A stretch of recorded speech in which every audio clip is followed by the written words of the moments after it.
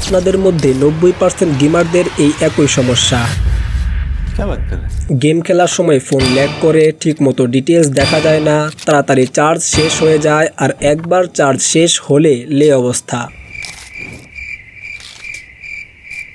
তবে আর চিন্তা নেই, 2026 সালে যাদের বাজেট 15,000 থেকে 20,000-এর আশেপাশে আর একটা গেমিং ফোন কিনতে চান, তাদের জন্য এই ভিডিওতে সেরা 3টা ফোন নিয়ে এসেছি।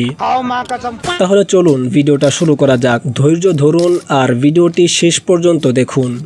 Number 3, Samsung Galaxy M35 5G। প্রথমেই এই ফোনের ডিজাইন নিয়ে কথা বলা যাক।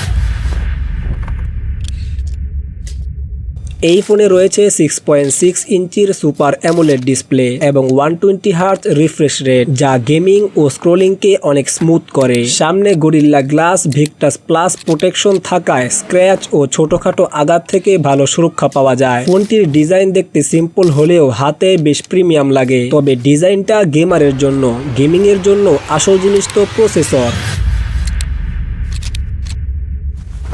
এই ফোনে ব্যবহার করা হয়েছে স্যামসাং এক্সিনস 1380 প্রসেসর, সঙ্গে মালি G68 MP5 GPU। PUBG mobile, free fire max এবং কল অফ ডিউটি মোবাইলের মতো জনপ্রিয় গেম মিডিয়াম থেকে হাই সেটিংয়েও ভালোভাবে চালাতে পারে। 5nm চিপ হওয়ায় পারফরমেন্সের পাশাপাশি পাওয়ার এফিসিয়েন্সিও ভালো। প্রসেসর ভালো হলেও র্যাম অ্যান্ড স্টোরেজ কিন্তু খুবই গুরুত্বপূর্ণ, কারণ মাল্টিটাস্কিং করার জন্য ভালো র্যাম দরকার, আর স্টোরেজ ছাড়া তো ফোন পুরো অসহায়। এই ফোনে পেয়ে যাবেন 6GB বা 8GB LPDDR4X র্যাম এবং 128GB বা 256GB UFS স্টোরেজ ভেরিয়েন্টে। এছাড়া ম্যাক্রো SD কার্ড দিয়ে স্টোরেজ আরো বাড়ানো যায়। মাল্টিটাস্কিং ও অ্যাপ লোডিং বেশ স্মুথ। তবে র্যাম অ্যান্ড স্টোরেজ ভালো হলেও বেশিরভাগ গেমারদের বড় সমস্যা হচ্ছে ব্যাটারি নিয়ে। এই ফোনটিতে রয়েছে 6000 mAh বড় ব্যাটারি, যা সাধারণ ব্যবহারে প্রায় 2 দিন এবং গেমিংয়েও দীর্ঘ সময় ব্যাকআপ দিতে পারে। এছাড়া 25 ওয়াট ফাস্ট চার্জিং সাপোর্ট করে, তবে চার্জার বক্সে নাও থাকতে পারে। 0 থেকে 100% চার্জ হতে আনুমানিক 1 ঘন্টা 30 থেকে 40 মিনিট সময় লাগতে পারে। এই ফোনটা আপনাদের কেমন লাগলো কমেন্ট করে অবশ্যই জানাবেন। এই ফোনটা দেখেই অবাক হচ্ছেন? তাহলে আমাদের লিস্টের 1 নম্বর ফোনটার কথা শুনে আপনি আকাশ থেকে মাটিতে পড়বেন। Number 2, iQOO Z9X 5G। প্রথমেই ফোনটার ডিজাইন নিয়ে কথা বলি। এই ফোনে রয়েছে 6.72 ইঞ্চির FHD প্লাস LCD ডিসপ্লে এবং 120 হার্জ রিফ্রেশ রেট, যা স্ক্রোলিং ও গেমিংকে অনেক স্মুথ করে। ফোনটির ডিজাইন স্লিম ও আধুনিক, আর IP64 dust and water resistance থাকায় দৈনন্দিন ব্যবহারে ভালো সুরক্ষা পাওয়া যায়। কিন্তু ডিজাইন সুন্দর হলেও গেমিং এর জন্য প্রসেসর ভালো হতেই হবে।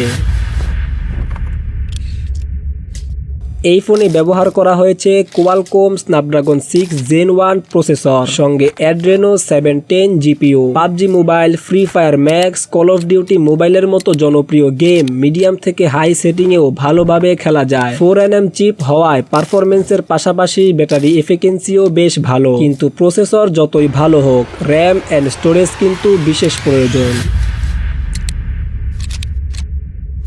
এই ফোনে পেয়ে যাবেন 4GB, 6GB ও 8GB LPDDR4X র্যাম এবং 128GB বা 256GB UFS 2.0 স্টোরেজ ভেরিয়েন্টে। বড় র্যাম ও দ্রুত স্টোরেজের কারণে মাল্টিটাস্কিং এবং গেম লোডিং বেশ স্মুথ হয়। কিন্তু গেমারদের সবচেয়ে বেশি দরকার ব্যাটারি ব্যাকআপ ও চার্জিং স্পিড।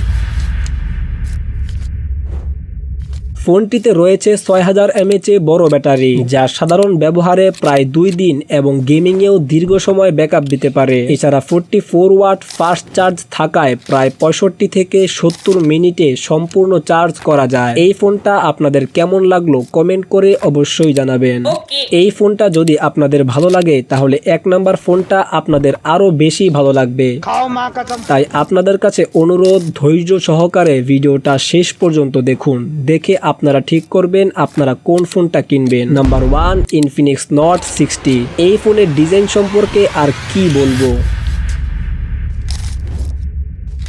এতে রয়েছে 6.78 ইঞ্চির 1.5K অ্যামোলেড ডিসপ্লে এবং 144 হার্টজ রিফ্রেশ রেট, যা স্ক্রলিং ও গেমিংকে অনেক স্মুথ করে। মাত্র 7.45 মিলিমিটার পাতলা বডি, গরিল্লা গ্লাস 7i প্রোটেকশন এবং IP64 রেটিং এটিকে প্রিমিয়াম লুক ও ভালো ডুরাবিলিটি দিয়েছে। ডিজাইন সুন্দর, কিন্তু এই ফোনে যে প্রসেসর ব্যবহার করা হয়েছে সেটাকে দামি দামি প্রসেসরের সাথে তুলনা করা হয়।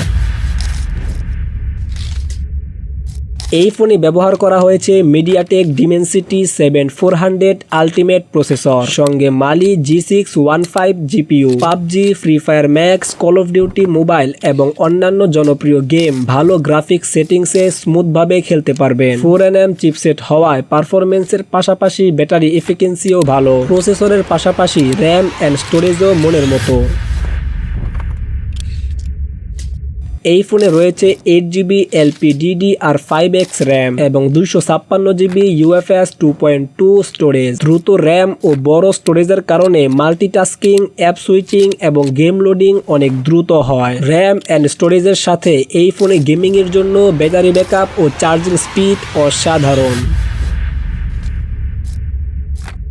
ফোনটিতে রয়েছে 6500 mAh বিশাল ব্যাটারি, যা সাধারণ ব্যবহারে প্রায় 2 দিন এবং হেভি গেমিংয়েও দীর্ঘ সময় ব্যাকআপ দিতে পারে। এছাড়া 45 ওয়াট ফাস্ট চার্জিং থাকায় প্রায় 70 মিনিটের মধ্যে সম্পূর্ণ চার্জ করা সম্ভব। ফোনটিতে বাইপাস চার্জিংও রয়েছে, ফলে চার্জে লাগিয়েও তুলনামূলক কম গরম হয়ে গেম খেলা যায়। এক এক করে 3টা ফোনের রিভিউ করে ফেললাম। এবার বলুন, এই 3টা ফোনের মধ্যে কোন ফোনটা আপনার বেশি ভালো লাগলো? ভিডিওতে বলা এই 3টা ফোনের দাম পিন কমেন্টে দিয়ে রাখবো। তবে হ্যাঁ, স্মার্টফোনের দাম কিন্তু খুব তাড়াতাড়ি ওঠানামা করে, তাই কেউ দাম ভুল বলে বাজে কমেন্ট করবেন না।